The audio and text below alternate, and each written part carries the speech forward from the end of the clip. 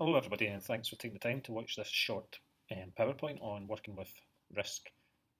As you'll know, working with risk is a traditional and often role of mental health workers, and I would say it's a key stressor for clinicians, managers, and organisations and the public. I mean, risk comes in many different forms, and the public perception is primarily related to ideas of danger from those with mental disorder. The facts, however, are very different from that, and research by Van Dorn et al. Has identified that those with mental illness are much more vulnerable and much more likely to be the victims of violence than the perpetrators. In this couple of short PowerPoints, we'll look at risk in general, risk of perpetration of violence, and also risk of suicide for people with mental illness. So, kind of giving a broad overview of risk.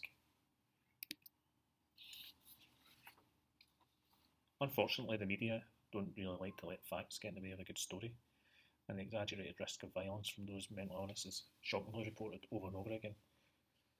I think the reason this is important is because we have to consider what kind of influences are impacting on us when we're making judgments on risk from our patients, clients. It might be headlines like this in the media. However, it's more likely to be ideas, perceptions, judgments, comments from colleagues, friends, and peers, relatives, and patients themselves about their risk. So it's very important as nurses that we reflect on whether the judgments we're making are based on the evidence or they're based on preconceived ideas and judgments from things that we hear all the time, every day on a day-to-day basis about danger and consequences. So I think what's important is to consider what risk assessment and risk management are. And there's some ideas about that here. So risk being the likelihood, high or low, that somebody or something will be harmed by an unwanted event or incident. That's multiplied by the severity of the potential harm. What's important here is that risks are measured in terms of both the likelihood and consequences. So somebody may not be very likely to kill somebody, but the consequences are very high. Or they might be very likely not to take their medication, but the consequences in general are quite low. But both of those scores in terms of risk might be the same. In terms if you're applying a score, and that's what risk assessment models are generally about. It's looking at the potential likelihood and the potential consequences of any risk. Our job ultimately is about risk management and working with patients to manage any risks assessed, perceived by them or by you to themselves or to others. And it's a continuous process, so it should be reviewed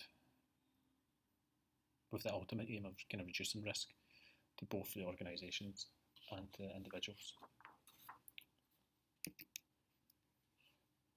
So what do nurses staff need to do? And you've probably been doing this in practice and observed it in practice as well, but looking at how serious is the risk?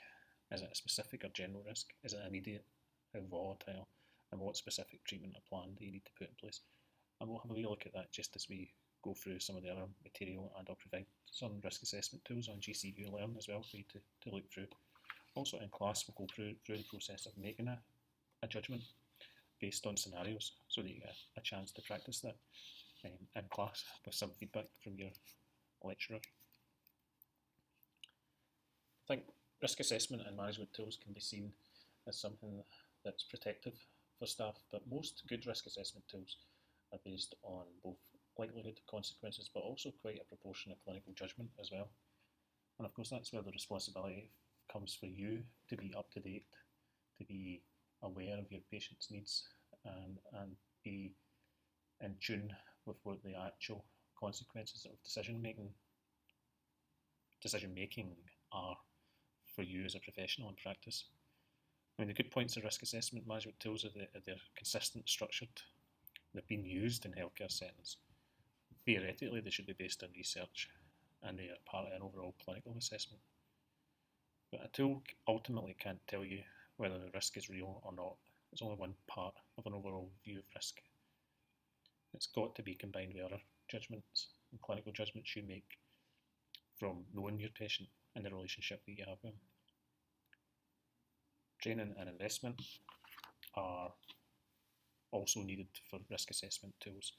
And you'll, I guess, have seen some tools used in practice. In CAMS, for instance, the new one they're using now is called FACE-CARAS, FACECARAS, and that's been heavily invested in. It's quite expensive and fairly complicated as well. If we think about risk in relation to recovery, how do we encourage positive risk taking? And what is risk when we take a recovery focus?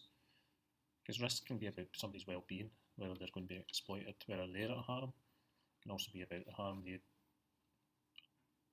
are giving to themselves or harm that they're giving to other people. Personal neglect, social exclusion, child protection issues, adult protection issues, deterioration in mental health, financial exploitation. I mean, risk is a multifaceted issue. It's not just about suicide and it's not just about forensic issues. But we will focus on that. And I would encourage you, if you have time, to have a look at the Realising Recovery materials that are linked here. Module 5 is all about positive risk taking and the issues around about that. Maybe take an hour or so to work through, but it'll give you a really good grounding there. And really it'll help you think about that last question. What are the challenges nurses and others face in promoting a recovery-focused approach to positive risk taking? Because we have to consider about a transfer of power from us to our patients, ultimately in a recovered, focused way, that they are the person at the centre of care. So at some point, some sort of positive risk taking is going to have to be taken safely. So what we'll do in the next presentation is a short review of risk management violence. So I'll leave you on this one just now and come back to you soon.